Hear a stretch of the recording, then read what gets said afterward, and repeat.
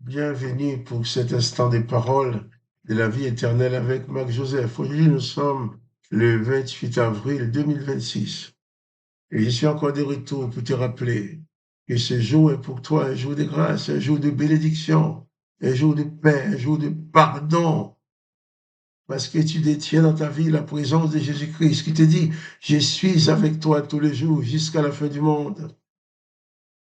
Jésus s'engage à demeurer constamment avec toi. Autant que le monde existe, Jésus est avec toi dans ce monde. Si un jour ce monde n'existe plus, Jésus ne te quittera quand même pas. Il ne sera pas avec toi dans un monde qui n'existe pas. Mais toi, tu seras avec lui dans son royaume. Jésus a dit, lui qui est assis à la droite de Dieu le Père, il a dit que bien, il est en train de te préparer une place, en sorte que là où il est, que tu y sois aussi. Sois donc rassuré que Jésus-Christ ne t'abandonnera jamais. Et si Jésus-Christ est dans ta vie, chaque instant de ta vie est un instant de grâce et de bénédiction, un instant que tu dois utiliser, non seulement pour demeurer dans la grâce de Jésus-Christ, dans la présence de Jésus-Christ, pour accomplir ses œuvres, mais aussi pour faire grâce à tous ceux qui t'ont fait du mal. C'est ainsi que tu connaîtras la paix. Car celui qui ne pardonne pas ne connaît jamais la paix. Celui qui ne pardonne pas est toujours en guerre. Dans son être intérieur, il est toujours en guerre, en déprime, en découragement, en souffrance. Mais celui qui pardonne est libre du tout mal. Quand quelqu'un te fait du mal, une fois que tu lui as pardonné, ce mal n'a plus aucun pouvoir sur toi. Le pardon enlève l'aiguillon du mal. Le pardon enlève la capacité du mal qu'on t'a fait de te faire souffrir. Car en pardonnant, tu te libères. C'est pour ça que Jésus-Christ veut que tu pardonnes à tous ceux qui te font du mal. Et de plus, lorsque tu ne pardonnes pas, eh bien, tu es dans la vengeance. Si tu es dans la vengeance, les mauvais esprits ont le pouvoir sur toi. Parce que l'Éternel n'est jamais le Dieu de la vengeance, n'a jamais donné pouvoir aux humains sur les démons. L'Éternel n'est jamais le Dieu de la vengeance. En ordonnant la vengeance, il donnait toujours pouvoir aux mauvais esprits sur les hommes, pouvoir à Satan sur Job. Comme j'ai dit hier, pouvoir aussi à son mauvais esprit qu'il a envoyé sur Saïl, parce qu'il était mécontent contre Saïl. Mais Jésus-Christ dit, Dieu le Père a tant aimé le monde, afin qu'il a envoyé Jésus, son Fils unique, afin que quiconque croit en lui ne périsse point, qu'il ait la vie éternelle. Je vais revenir sur cette lecture de Luc chapitre 4, lorsqu'il nous dit, le démon qui voit arriver Jésus, qui dit, ah, qu'y a-t-il entre nous et toi, Jésus de Nazareth? Tu es venu pour nous perdre. Je sais qui tu es, le Saint de Dieu. Jésus menaça le démon, disant, tais-toi, sors de cet homme. Et le démon le jeta au milieu de l'assemblée et sortit de lui sans lui faire aucun mal. Les gens ont assisté pour la première fois à ce spectacle. Dans cette synagogue de Capernaum, pour la première fois, les gens ont vu un homme qui a exercé le pouvoir contre les démons et les démons lui obéissent. Jésus menaça le démon et les démons est sorti de l'homme. Au verset 36, Luc 4, verset 36. Tous furent saisis des stupeurs, excusez-moi, pas stupéfaires, ça n'existe pas. Tous furent saisis de stupeur et ils se disaient les uns aux autres, quelle est cette parole? Quelle est cette parole? Il commande avec autorité et puissance aux esprits impurs et ils sortent. Voilà. Les gens sont stupéfaits. Les gens sont étonnés. Car jamais de telles choses ne s'étaient vues en Israël. Jamais de telles choses ne s'étaient vues dans le monde.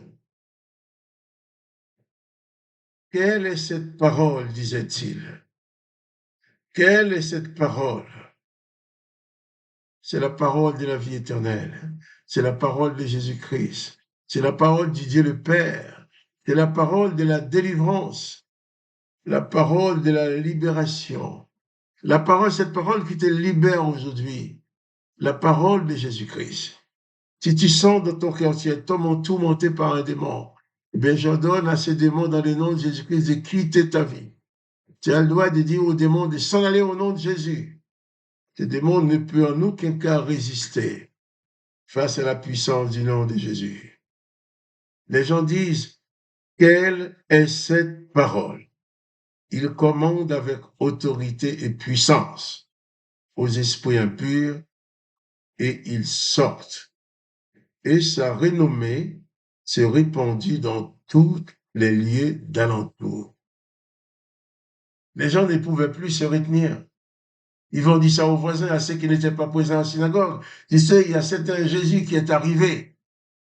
Et cet homme démoniaque qui est toujours dans le temple, dans la synagogue.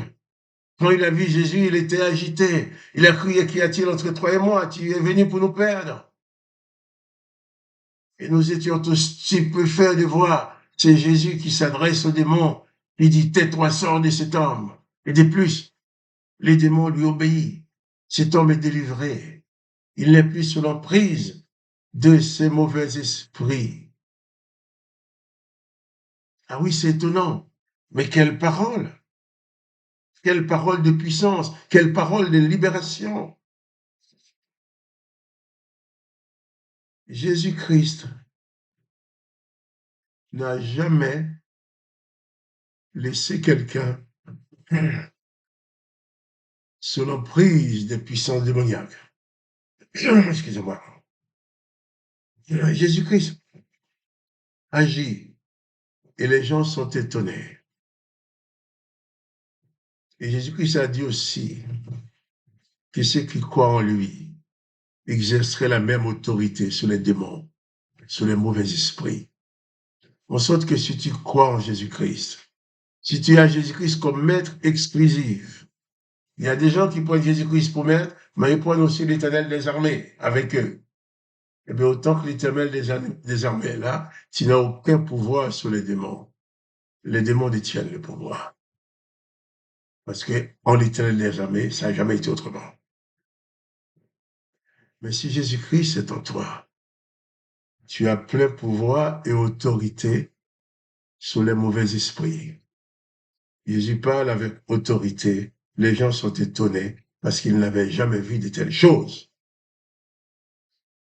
Jésus-Christ, c'est la première personne en Israël que ces gens ont vu remporter la victoire sur les mauvais esprits. Au contraire, lorsque quelqu'un a un mauvais esprit sur lui-même, on se dit, ah, il a certainement péché, c'est pour ça que l'Éternel a envoyé le mauvais esprit sur lui, comme il l'a fait pour Saül. Mais Jésus ne vient pas pour proclamer la punition.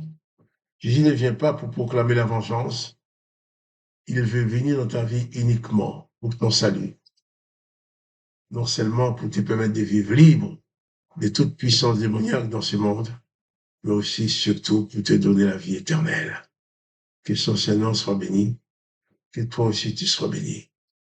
Et quant à moi, Marc-Joseph, je te dis encore, pas de panique.